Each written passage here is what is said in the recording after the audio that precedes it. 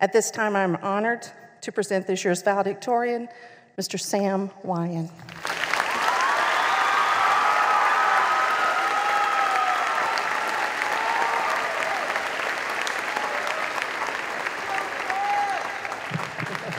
Thank you, Dr. Morris, for your words. I also want to extend that thank you to Dr. Fincher, GAC administrators, parents, family members, and people who just come to these things. And last but not least, let's give a big round of applause for our graduating class of 2014, everyone.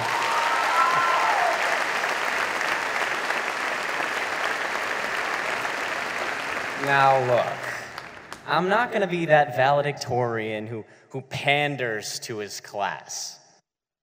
The greatest class of all time, the class of 2014! Let's hear it again!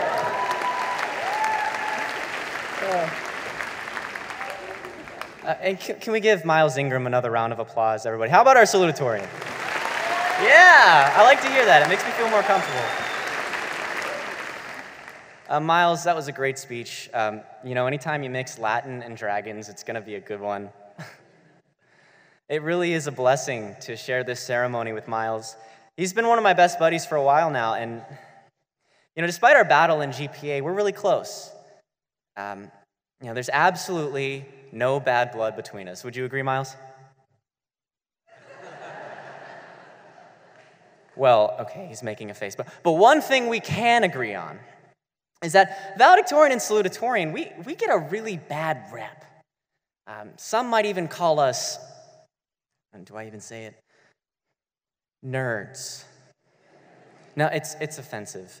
Actually, I take great offense to it. I don't understand why people think this. It's a prevailing stigma that I would like to squash before I go any further in my speech. So I just want to say this real quick and emphatically. We are not nerds. Well, this is not funny. I said I take offense to the term. Really, you should be a little more respectful. I don't... whoa! You know, I don't understand why people don't see us as just everybody else. Because Miles and I truly, we put on our R2-D2 costumes one leg at a time, just like everyone else. Right, Miles?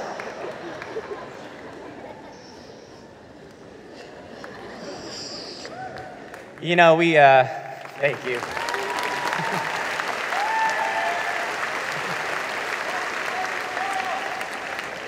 Miles and I petitioned for dual valedictorianship, and that didn't happen. So we thought, valedictorian duel. Actually, before I go any further, I have a quick story to share about Miles. This one time I bet Miles $20 that he wouldn't dress up as the gingerbread man. And so next thing I know, I see a giant 8-foot-tall cookie running through Swanee Town Center, and little kids from a church group got up after him, and he started screaming, "You can't catch me!" So hordes of little children chased after his gumdrop buttons, and we do have a picture. That was the aftermath. That's our Gingy. You know, I have to say, I chased with the little kids, and I myself could not catch him either. So it is true. It doesn't matter how fast you run, you cannot catch the gingerbread man. Now, it's only fitting to thank the people who got our graduates into their respective colleges. So one more shameless round of applause for the GAC teachers. Let's hear it. GAC teachers, everyone.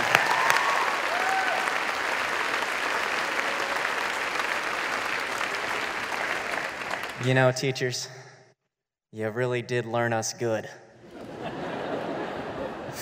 What am I doing? I'm the valedictorian. I should be better than this. You learned us well. You see, it's an adverb.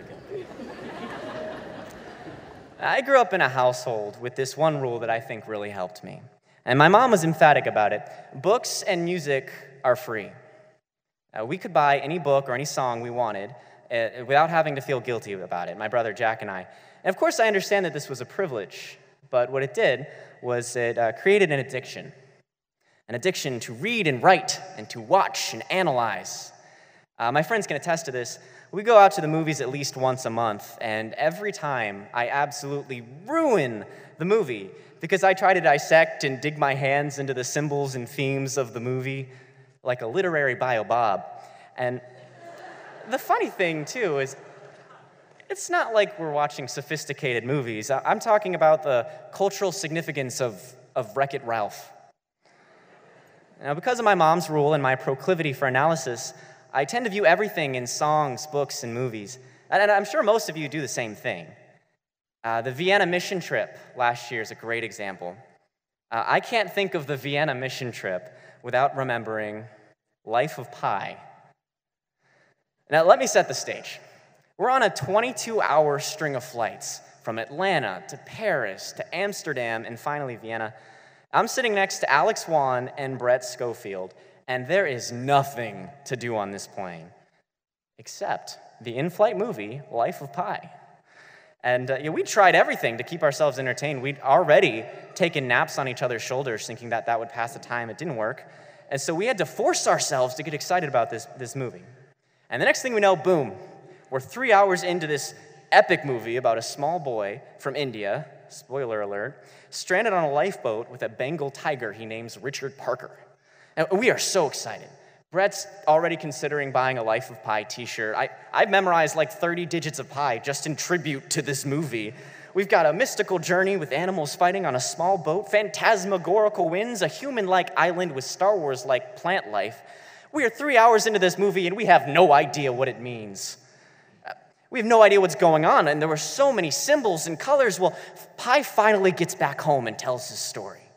So right at the pinnacle of this movie, when Pi looks at his friend right in the eye, he opens his mouth, and we hear through our headsets, "We're about 1,500 miles from the Paris International Airport. Your flight service will begin shortly." The pilot interrupted the most important part of the movie. Seriously? But wait, there's one more chance. There's still hope. Pi is opening his mouth again. He's about to give a recap of what we just missed. The Lord of second chances has given us a second chance. We haven't missed anything. Pi opens his crusted lips again and he says, "Nos somos environ 15 kilómetros de Aeroport Internacional de Paris." I'm sorry I say that like a Spaniard, but the same message in French. Seriously? Salut? At the climax of the movie, needless to say, I had been robbed of the experience of discovery. Now, sure, I could watch the movie again, but I'd be too preoccupied with my since deflated and still unaddressed emotions. And when an experience is robbed, it's gone. A man can't stand in the same river twice. I'm sure you've heard the old parable. A person cannot stand in the same river twice, because when he steps in again, the river is a different river, and the person himself is a new person. Likewise, I can't see Life of Pi in the same airplane with the same frustrated ensemble of passengers. So that night, I sat down in my Vienna hotel room trying to reflect on my goals for the mission trip. Now, I'd already met some of the refugees and orphans I'd be spending my week with, and I'll be honest, I was having a little trouble. See, I couldn't speak Deutsch or German, but I was still hoping and pleading that I could leave an impression on these kids. And that's when I knew that I would truly never see Life of Pi the same way. To connect with these kids, I had to try harder. I had to try more actively. I had to overflow with a love and sympathy to a degree I'd never been capable of. I had to change. So in that hotel room, I vowed that I would not be the same person when I returned 6 days later. I was going to purposefully rob myself of the experience by becoming a changed person. It wasn't the river that was going to be different. It was going to be me. Now, whenever I think of Vienna, I think of Pi and Richard Parker, the tiger. And to be honest, I still don't know how that story ends, the movie or mine. It's exactly times like this graduation that make me realize that our river and ourselves are going to be so much different. We're at the estuary of time, caught between differing scales and discerning directions. It's kind of like Game of Thrones. Winter is coming, except instead of winter, it's change. Now, I tend to connect movies with experiences in my life, and as I'm sure most of you do, I also connect music with my memories. I don't think I'll ever remember the Red Zone video from earlier this year without first remembering our state championship basketball team. Yes, you can clap for that. And I don't think I'll ever forget the song Blow by Kesha, or $, however you prefer, because that was the song that was playing when we broke the floor at the spiritual retreat this year. And yes, I like to hear it. And I'll never be able to disconnect the nay-nay from Mr. Beasley's quad dancing earlier this year. And in light of our graduation, I will never be able to separate my brother going off to college from the song Stop This Train by John Mayer. I still remember it. I remember reluctantly helping Jack put the last of his college suitcases into the Toyota. He gave me a ceremonial final hug, and he said, "Thanks, Sam. You've been a good brother." As if my job were done. And then as the car drove away, headed toward bigger campuses and bigger aspirations, I remember whispering to myself softly, "Goodbye, childhood." In a sense, that was true. But like any macho teenager in the face of danger, I cried in the bathroom of Taylor Swift for 6 hours. I'm just kidding, it was Hannah Montana. But despite going from little brother to only child, despite this great shake, these last 2 years have been the most formative of my life. Thanks to my friends, thanks to visions, and to the songs I've jammed into my head for so long. And so now the gap widens further. I'm headed off to California, and my brother will be flying back to Boston to go see Harvard after summer ends, and we will be worlds apart. My mom keeps telling me that she's either going to become bi-coastal or bipolar. So it seems that change can be decided, and changes can be forced on you. And tonight, I think we have both working together. With August approaching and dorm move-in day looming, with its boxes of clothes and trophies and toys, one cannot help but to think of the end of Toy Story 3. Andy's heading off to college and decides to give his entourage of toys to Bonnie, a neighbor down the street. Now, most of the time, I focus on the sad part, seeing Andy hop in his car and drive away into the blue cloud wallpaper of the first movie. The scene is golden cast, but what makes it more special is what happens right before that. Andy takes his toys, his friends, and plays with them one last time with Bonnie in her front yard. And we all know this is the last time the gang is going to be together. Yes, it's sad, but it's beautifully made eternal. You see, we love this penultimate scene because we get to see the past in full glory. Woody's got a snake in his boot. Buzz is still to infinity and beyond. And at the same time, we are given a glimpse into the next. Andy slowly steps away toward his car, exchanging his childhood smile for security and the weight of the world. And then, boom, Andy's driving off into the sunset. Guys, that's where we are right now. Right between who we are and who we must become in college.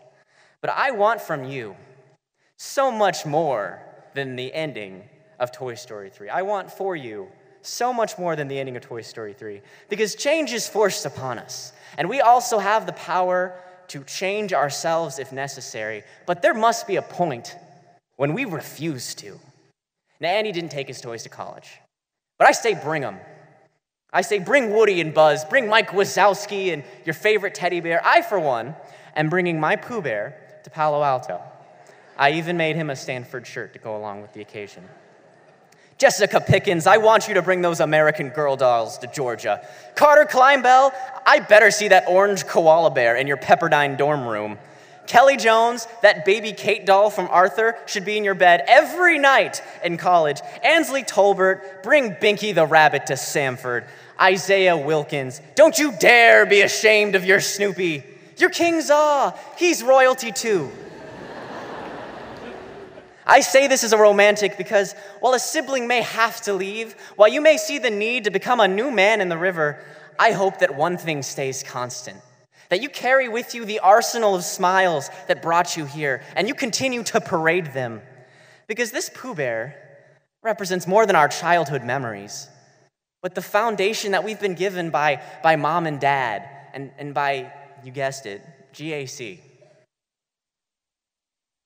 Mom, I want you to know that your little boy is never growing up. That he still loves you that much. And that I will be chasing gingerbread men in the park for the rest of my life. And Dad, the same goes for you. Still be your super champ. Just hope I can be more like you when I'm older. You know, I saw on the GAC website about Jesse Long's first speech, how we envisioned a school of winners at GAC. Winners with cleats, winners with jazz shoes, with tennis shoes, winners with baseballs and with scripts and TI-84s, winners with passion and painted faces and painted easels. You see, I think Jesse Long is smiling upon us tonight. Because this class, the class of 2014, embodies his vision through the glory of God. Mission trips around the world, state championships, Ivy Leaguers, military honors, and maybe a couple of the strangest Ditorians you'll ever get to speak up here. This class, aware of life's humbling processes, this class with a willingness to change but keep foundation, this class with wisdom and favor with the Lord above, this class, the class of 2014, has made this Atlanta Christian school greater. Thank you.